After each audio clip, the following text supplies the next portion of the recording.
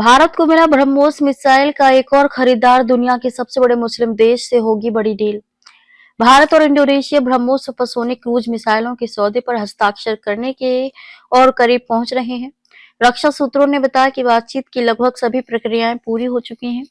अनुबंध पर हस्ताक्षर करने के लिए केवल रूसी पक्ष की स्वीकृति की आवश्यकता है।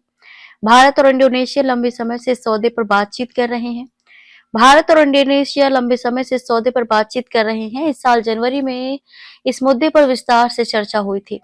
ये बातचीत तब हुई थी जब इंडोनेशिया का शीर्ष राजनीतिक और सैन्य नेतृत्व नई दिल्ली में था। भारत से फिलीपींस इन मिसाइलों को खरीद रहा है। भारत अपनी इस बेहद घातक और कारगर मिसाइल के लिए बाजार का विस्तार करना चाहता है। सीडीएस अनिल चौहान सहित वरिष्ठ भारतीय सैन्य अधिकारियों ने हाल ही में इंडोनेशिया का दौरा किया है। सीडीएस की इंडोनेशिया यात्रा ने दोनों देशों के बीच बढ़ते रक्षा संबंधों को और मजबूत किया है। नौसेना प्रत्येक 40 दिन में एक नया स्वदेशी युद्धपोत या पनडुब्बी कर रही है शामिल। नौसेना प्रमुख इस दौरान नौसेना प्रमुख एडमिरल दिनेश के त्रिपाठी ने कहा कि नौसेना में हर 40 दिन में एक नया स्वदेशी युद्धपोत या पनडुब्बी शामिल की जा रही है।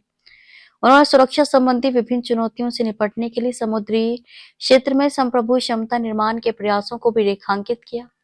एडमिरल त्रिपाठी ने कहा कि भारतीय नौसेना ने आत्मनिर्भरता को न केवल रणनीतिक अनिवार्यता के रूप में अपनाया है, बल्कि भविष्य के आश्वासन के लिए एक निवेश के रूप में भी अपनाया है। उन्होंने कहा कि बल का लक्ष्य 2035 तक 200 से अधिक युद्धपोतों और पनडुब्बियों का संचालन करना है।